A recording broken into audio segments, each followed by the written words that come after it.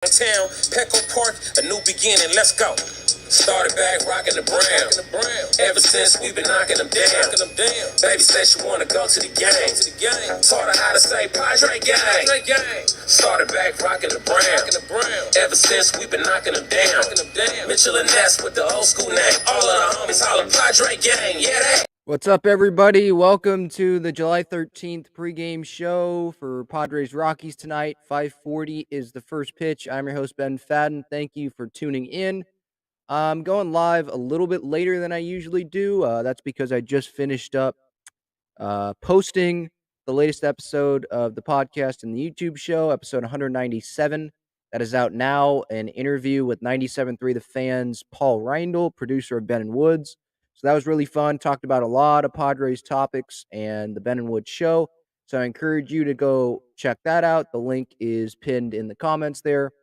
But as for tonight's game, there is some news to get to before kind of getting into the game. Mackenzie Gore is going to be pitching out of the bullpen through the All-Star break. That is according to, I believe, AJ Cassavell, who spoke with Bob Melvin already today. Let me make sure I have that correct. Yeah, he's going to move to the bullpen through the All-Star break. Not a huge surprise. Personally, I thought that it would have been better for the Padres to just shut Mackenzie down through the All-Star break, but I think that they've looked at their bullpen and they've seen that there's holes there, and they're probably like, hey, let's Mackenzie pitching is better than shutting him down, but we don't want Mackenzie to be, starting games. They see the velocity down, and if you saw his comments to the media, I think it was pretty obvious that he wanted more rest. He felt like he needed rest. And so that's kind of what the Padres are doing here. They are giving him a little more rest and having him pitch less innings going into the All-Star break. I'd expect him to build back up, or maybe he just replaces Nick Martinez through the All-Star break and goes, 2 or 3 innings after Clev or someone like that. I know Clev that he's not going to pitch, I don't think, until after the All-Star break again, but just, piggyback a starter, and maybe he does the Nick Martinez role because Nick Martinez has that sprained ankle after last night's loss. So maybe that happens, but that is some news. And then Adrian Morejon has been activated, and Reese Kinnear has been sent down. I thought Reese Kinnear, whenever he's been sent up this year, he's actually been pitching pretty well. So that was a little bit of surprise. I know he pitched yesterday, but he only threw 10 pitches. So maybe I thought that they would have went with Taylor Scott and send him down instead of Kinnear. But Scott is going to be pitching on 2 days rest tonight, so they might use him tonight instead of using Kinnear on back-to-back nights. Maybe that's just it's just based on rest and when guys pitched and all that.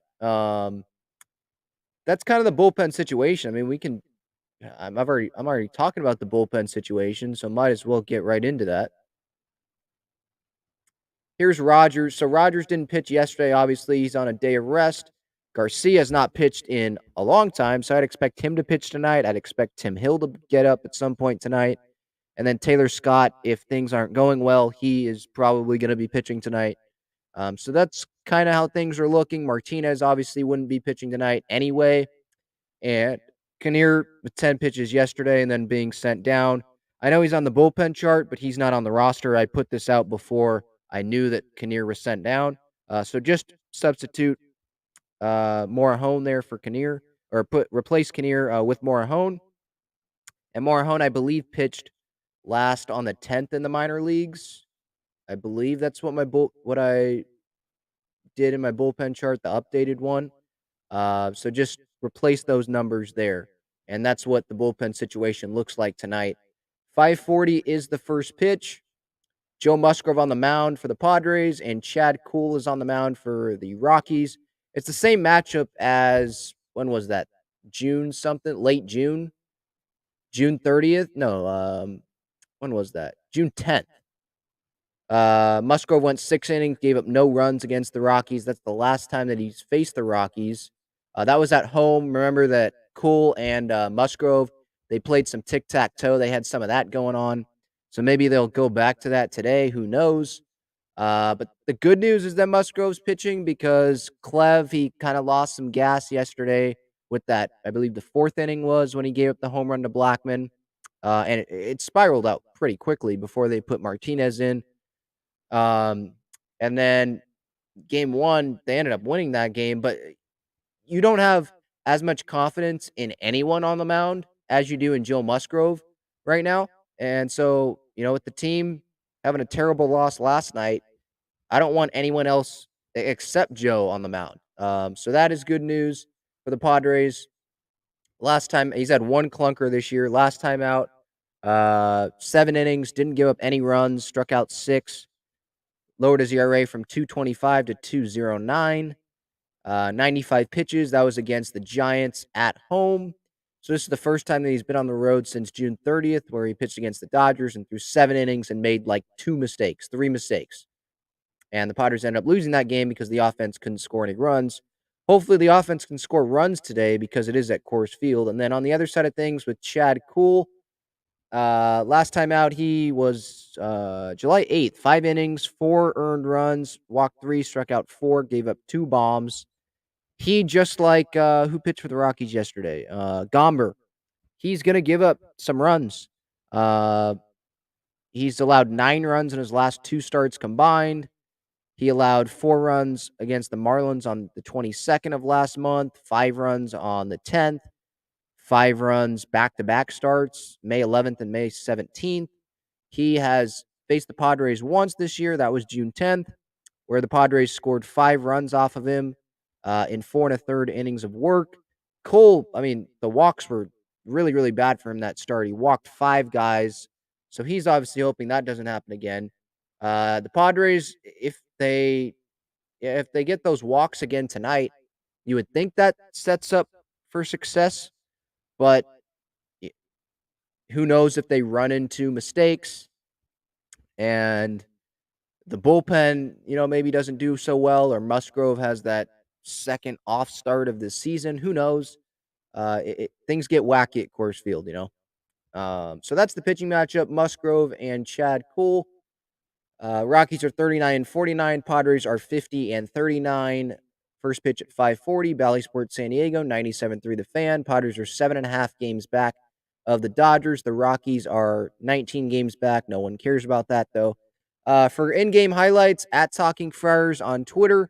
I also have an Instagram as well, at Talking Friars, and on TikTok. I hope you subscribe to this YouTube channel for daily Padres content. Again, if you're just coming into the chat here, I have that link up at the top. I believe it's pinned to the chat of the interview I literally just put out with 97.3 The Fans, Paul Reindl. That is episode 197, so almost at 200. And as Anthony points out here, 42 subscribers to 1,000. There's people that want to implement the super chat, so that's the only reason why I talk about the 1,000 number. I do the pregame show for free.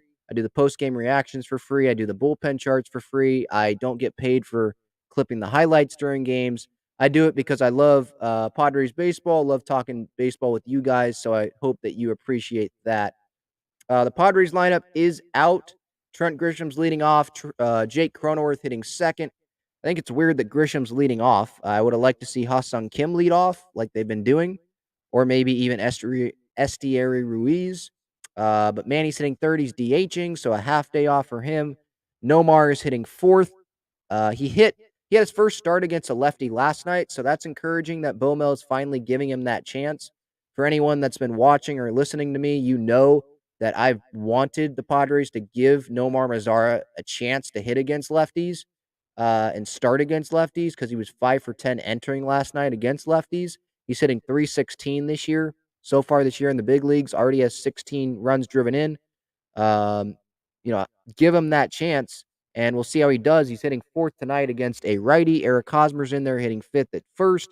So no Luke Voigt after the bad base running mistake last night. Ha-Sung Kim's at third because Manny's DHing, so that means Abrams is at shortstop. He's batting seventh. Austin Knoll is batting eighth, and he's catching. And then Estieri Ruiz. Grisham's in center, so Ruiz is in left field.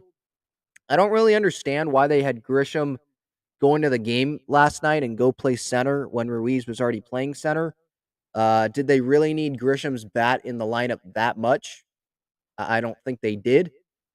I think he got a hit, but like he went and dropped that pop up that I could have went and caught, you know. And then he goes and catches that ball on the warning track. Like, what the heck is going on there? You know, of course he makes that catch, but then can't make a batting practice fly pop out catch. It just doesn't make sense with him. He seems lost right now. That feeling really sucks. I mean, when I played, I know comparing high school baseball to Major League Baseball is stupid, but that's the only comparison I can think of personally. Like when I was playing center field in high school, I never felt like I was lost because I was a defensive first outfielder, defensive first player, whether I was at shortstop or center field. So I never felt lost anywhere. I felt confident. Um, just because I knew I was the best defensive guy on the team. But there were times that I felt lost at the plate, and that was a really bad feeling. Um, so, with Trent feeling lost defensively, I know whenever I made an error, it was like I'm really letting my team down right now, and I felt really, really embarrassed. And I never, at least I don't remember, I don't think I dropped a pop up anytime, in the outfield, but if I did and it was a, you know, easy pop-up, easy fly out that should have been caught, I don't even imagine I would be lost. I would be thinking about that and probably be thinking, "Don't hit it to me." So I can't even imagine what Trent is thinking right now, and I would hate to be in that position. But he's in center field again today, and hopefully he gets some balls hit to him so he can go catch them and just try to forget about yesterday. So that's the lineup for the Padres. Again, Musgrove on the mound for us. He's at 2.09 ERA. Chad Cole, a 4.02 ERA. Musgrove has 98 strikeouts this year. Cole has 63. 540 is the first pitch. The what to watch for is Ruiz. Obviously, the base running. Will he get his first stolen base? Hopefully, it's from first to second, and he doesn't try going second to third again tonight. How will the Padres pitch Charlie Blackmon? Because they gave him, or Clev gave him a pitch down the middle last night. Obviously, that's a big key going into this series, right? Don't pitch to CJ Crone. He's not in the lineup, hasn't been in the lineup. Don't pitch to Charlie Blackmon. I'm not saying like walk the guys, but don't throw them pitches down the middle. And I'm also not saying that Clev was trying to throw it right down the middle. But look, that's what happened. He threw it down the middle, and Blackmon hit a home run. That was not why they lost last night, but it's still a key to the game because you'd expect the Padres not to play as sloppy as they did last night. And if that is what happens and they don't play that sloppy, then a home run like that will be the difference in why they lose that game. Why they lose tonight. Um, my Padre pick tonight, I'm going to go with Nomar Mazara. Absolutely love what that guy has given to this Padres team. He's a better option than Jose Azocar, and I think he should be playing every day. I've been saying that for weeks, and the Padres look like they're finally doing that. I had Crony as my Padre pick yesterday. He went 0 for 4, so I'm 51-31 so far this season in my pregame show Padre pick. And so Mazara, hopefully he can come through out of that cleanup spot for me tonight. Let me check Twitter to see if there's any more updates. The Padres did have a team meeting today. Kevin Acee was saying that. And so I wonder what was said in that team meeting. Was it Bomel saying, play better, catch the ball when it's hit to you, don't run into outs? I mean, that's all he can really say, right? Play better. And then Manny spoke to reporters yesterday, and he was talking about how needs to say something to the team and not to the media. So I assume that he got up and spoke, and we'll see if that lights a fire under the team tonight, where he got an hour and 20 minutes or so until first pitch. So we'll see if that team meeting did anything. The team meetings last year didn't do anything. So can only hope for the best. Jeff Passan just reported that Jose Ramirez accepted an invitation to the Home Run Derby. He is the 7th confirmed member of the field. I believe there's 8. Yeah, so there's one spot left. So it's Pete Alonso, Jose Ramirez, Juan Soto, Ronald Acuna Jr., Albert Pujols, Kyle Schwarber, and Julio Rodriguez right now in the home run derby. That's a pretty good field. Uh, I put on Twitter yesterday, maybe Luke Voit goes into it. I would expect the Dodger to be put into it because they usually do that. They have some hometown person do it, or the home team, someone participate in the home run derby. So I would think it's a Dodger. But who would they put in there? Max Muncy? I hate that guy. Can't stand him. Bellinger, Mookie Betts doesn't really seem like a home run hitter. Freddie Freeman, I feel like he would do it only if he's an all-star, right? But we got 7 participants so far. Stanton might do it. I have seen that, some rumblings about that because he is from the LA area, I believe. So maybe he does the home run derby. I'd love to see that.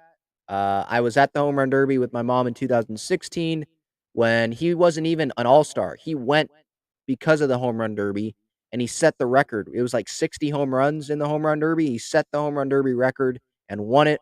Anyone that knows me personally, Stanton is one of my favorite players, and I was able to meet him in the clubhouse one time, years and years back, through a family friend. So if he is in it, he's definitely the guy that I'm going to be rooting for. He's not in it yet, but there is one spot left. Another news tidbit today: Charlie Montoyo of the Toronto Blue Jays. He is no longer a member of the organization. He was fired by the Blue Jays today. Blue Jays, they've had a disappointing year. They're not the team that we thought that they were going to be, at least up to this season. Right now, they are 46 and 42. They are a lot of games back in the division, obviously, because the Yankees are doing so well. They're playing like the 1998 Yankees. Um, I don't know where they are in the wild card stuff, but right now they are 15 and a half back. They're only 2 games ahead of the Baltimore Orioles. Orioles are playing well. They're 9-1 in their last 10 games, so give props to them. But the Blue Jays are 2-8 in their last 10 games, so they're not playing well, and they might get passed up by the Baltimore Orioles. So nothing going good really in Toronto. So that's some news today. Getting through some comments, some questions before I get out of here. Again, 5:40 is the first pitch. Darth Vader says 3 days to draft day. Yep, Sunday night. Probably going to be when the Padres game's still going on. Um, I'm not going Sunday. I usually go Sunday home games, but I'm not going Sunday because I knew the draft was going to be going on. Um, will the Padres go with Kumar Rocker? We'll see. Been linked to him, been linked to Dylan Lesko. I think that's his name. He had Tommy John, but he's a high school talented pitcher. The mock drafts have the Padres getting him at pick 15. That's the Padres' first round pick. So, yeah, 3 days till the draft takes place in Los Angeles, I believe. Sunday, Monday, Tuesday is, I believe, what it is. I think it's 20 rounds. It used to be like 40 or something like that. It's down to like 20. Michael asked Ben, with the lack of offense, do you think they should play small ball when they get the chance?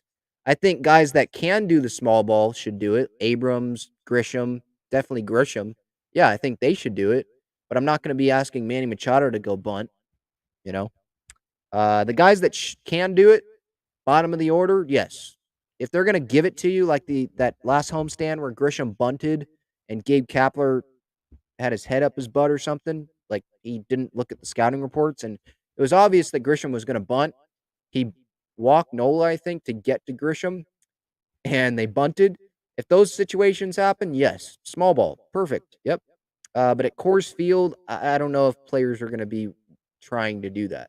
Especially like, I'm not trying to ask Luke Voit or Eric or maybe Hosmer because I don't want to see him grounding to second base. That's one of his hobbies.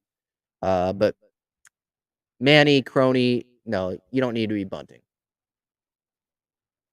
Darth Vader asks, do you believe one additional bat will help carry the offense prior to the August 2nd deadline? Yeah, one of those bats could be Fernando. But yeah, an additional bat like a Josh Bell, someone like that, yeah, I think that could help. Obviously, it would help the team because there's not a lot of slug on this team right now. I don't really need to elaborate on that because I've talked about it for weeks. I think everyone has talked about it for weeks. Carson asked, should we try to trade for Blackman? Probably not, because he torments us. I don't think he'd torment other teams. He when our odds, he's been DHing a lot too, so that's not even a fit. Like, if he's gonna DH, okay, so where are you putting Voit or Hosmer? Or Manny when he needs an off day, or Tatis when he needs a rest day when he comes back. I don't think that's a fit. I like what Nomar Mazara is giving to this team, and it's a lot less money. Blackman, odds are if were to acquire him, he would torment the Padres still by not playing well. He'd be Adam Frazier of last year.